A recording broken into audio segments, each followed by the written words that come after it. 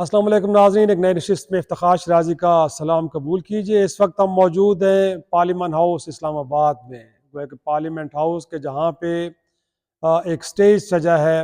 आइनी तरामीम से मुतल्लिक। हुकूमत वक्त के जो बड़ी कोशिशें कर रही है कि इस तरामीम को कट ऑफ डेट 25 अक्टूबर से पहले पहले कहीं इसको मुकम्मल कर लिया जाए, और उस हवाले से भरपूर सर तोड़ कोशिशें होती रही। हमने देखा है कि पहले मरहले में आपको याद होगा कि हफ्ते और एतवार के दिन इजलास बुलाया गया, जब नाकामी हुई तो उसके बाद भी हमने देखा है कि SCO कॉन्फ्रेंस के बाद फिर 17 तारीख को, आज 18 तारीख को इजलास बुलाया गया, लेकिन इजलास पे इजलास हो रहे हैं, लेकिन तरामीम है कि जो होने का नाम नहीं ले रही। और आज हमने देखा है कि उसके दौरान उसके अपना कहीं हुकूमत वक्त ने शाम के वक्त अचानक वफाकी काबीना का इजलास भी बुला लिया,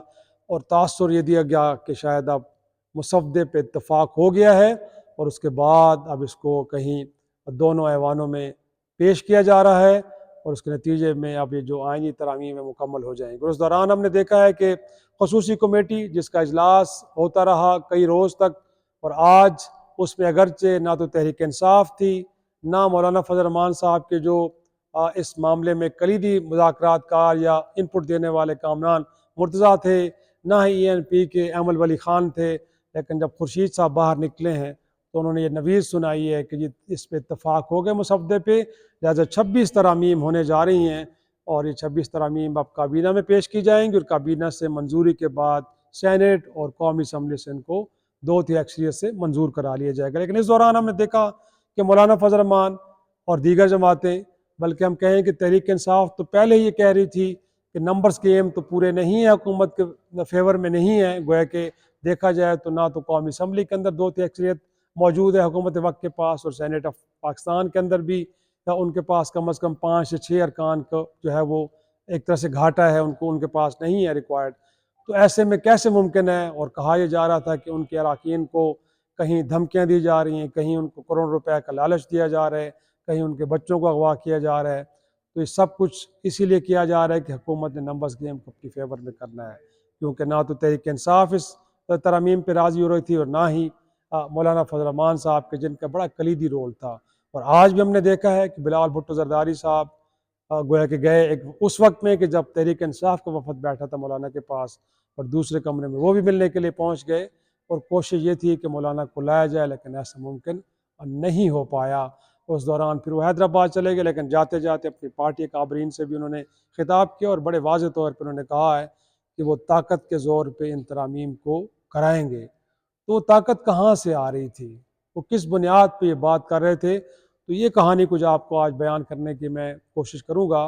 और बतौर जर्नलिस्ट, क्योंकि आज हम सारा दिन मसरूफ़ रहे, देखते रहे कि हुकूमत के जिसके पास, जैसे मैंने कहा कि अपने तो नंबर गेम्स उनको फेवर नहीं कर रहे, और ये वजह है कि बार बार वो मौलाना फजल रहमान साहब के दर पे जा रहे हैं और उनसे सदा कर रहे हैं कि उस सारे खेल का हिस्सा बने।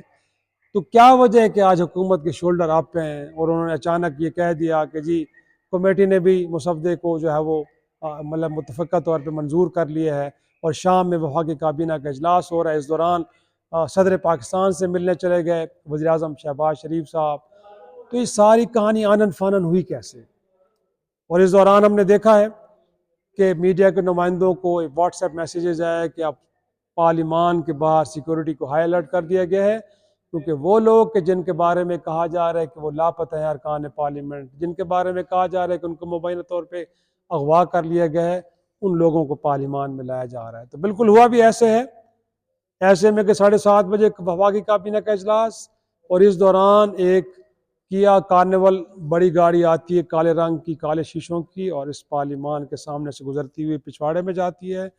और फिर उसमें से 6 लोग निकलते हैं। और जो मेरी इतलात हैं वो ये कह रही हैं कि वो वही 6 अरकान पार्लिमान हैं, सेनेट के अरकान हैं, जिनमें से 2 का ताल्लुक पाकिस्तान तहरीक इंसाफ से है, और 2 का ताल्लुक मौलाना फजल रहमान से, क्योंकि कल तक तो तहरीक इंसाफ ये कह रही थी कि उनके लोगों को अगवा किया गया है। BNP के अख्तर मैंगल साहब दुबई से बैठ के ये ट्वीट कर रहे थे कि उनके लोगों को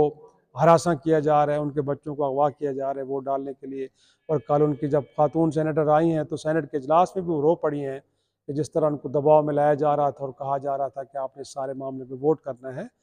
तो कल की रात हमने देखा कि मौलाना फजल रहमान साहब भी चीख उठे, क्योंकि मौलाना अब्दुल शकूर को जो उनके सेनेटर्स हैं उनके बारे में कहा जा रहा है कि वो कल रात को निकले हैं, फिर घर वापस नहीं आए। तो आज मुमकिन तौर पे वही 6 लोग थे कि जिनको फिर प्राइम मिनिस्टर चैम्बर में बिठाया गया, लेकिन लगता ये है कि फिर हुकूमत को कहीं से कहा गया कि बेहतर ये होगा इस खेल को ज़रा और बेहतर अंदाज में किया जाए। और मेरी इत्तलात ये है कि मौलाना साहब की जानिब से ये कहा गया है कि अगर आप करने ही पे तुल गए हैं, और अगरचे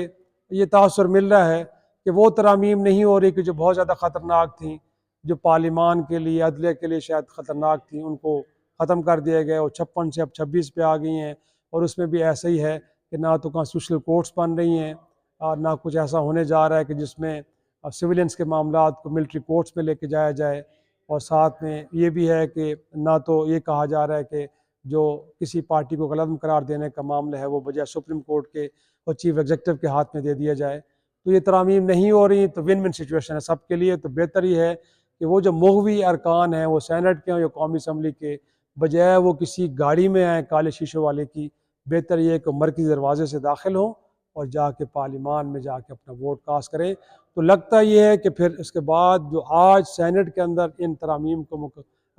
एक तरह से मंजूर कराया जाना था उसको भी मुलतवी कर दिया कल 11 बजे तक, और कौमी असम्बली में भी फिर ये मामला कल जाएगा 3 बजे। और इस दौरान कहा यह जा रहा है कि वफाकी काबीना का जो आज इजलास होना था उसके बारे में मुतज़ाद इत्तलात है, लेकिन वो भी अब कल होगा। तो बाकायदा तौर पर उस पर अप्रूवल ली जाएगी और उसके बाद फिर इसको पहले सेनेट ऑफ पाकिस्तान से और उसके बाद कौमी असम्बली से अप्रूव करा लिया जाएगा। और इस दौरान अगरचे सेनेट के अंदर जैसे मैंने कहा कि 6 अरकान जो रिक्वायर्ड थे उनका तो बंदोबस्त कर लिया गया है, लेकिन कौमी असम्बली के जहाँ पे नंबर्स गेम अभी भी हुकूमत को फेवर नहीं कर रही, तो अगरचे आज इलेक्शन कमीशन को सुप्रीम कोर्ट ऑफ पाकिस्तान से एक और दूसरी वजाहत आई है अपने 12 जुलाई के जो मखसूस नशिस्तों से मुतालिक फैसले पे कि आप इलेक्शन एक्ट के अंदर जो अगस्त के अंदर हुकूमत ने तरमीम की है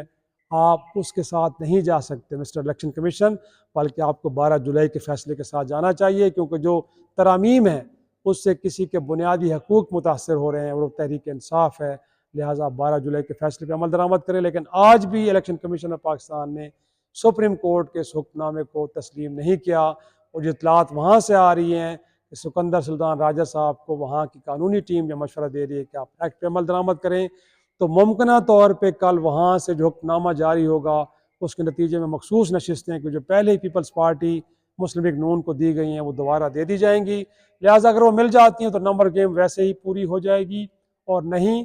तो वहाँ पे भी लगता यह है कि बहुत सारे लोग ऐसे हैं कि जो आइन के आर्टिकल 63A से मुतालिक सुप्रीम कोर्ट से सहूलतकारी हो चुकी है,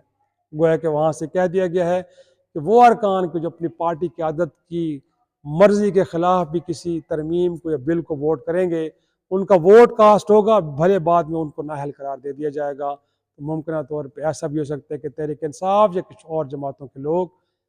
इसी तरह फ्लोर क्रॉसिंग करके इस तरमीम का हिस्सा बने, तो लिहाजा काम हो जाएगा। उसके बाद अगर वो पंजाब से हुए तो उनको दोबारा री इलेक्ट करवा के किसी और जमात से इस पार्लिमान में लाना कुछ ज़्यादा मुश्किल नहीं होगा। तो वो जो एक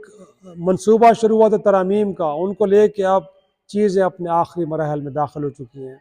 अब इसमें किसने क्या किरदार अदा किया, कितना स्टैंड लिया पार्लियामेंटेरियंस ने, कितना चीज़ों का अपनी मर्ज़ी से किया, ये जो ड्राफ्ट जिसके बारे में कहा जाता है कहीं और से आया था,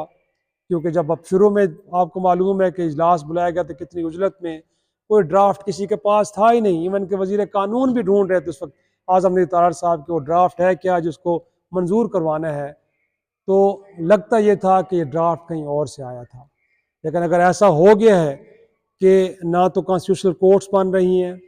ना अदलिया की अथॉरिटी कंप्रोमाइज़ हो रही है, ना सिविलियंस के मुकदमात फ़ौजी अदालतों में जा रहे हैं, और ना ही किसी जमात को कलअदम करार दिया जा रहा है, तो फिर तो बड़ी अच्छी बात है। लेकिन अगर इस तरमीम में एक ये नुक्ता शामिल किया गया है कि जिसमें कहा गया है कि प्राइम मिनिस्टर ऑफ पाकिस्तान अगर कोई भी एडवाइस सदर पाकिस्तान को भेजेंगे तो उसको किसी भी अदालत में चैलेंज नहीं किया जा सकेगा,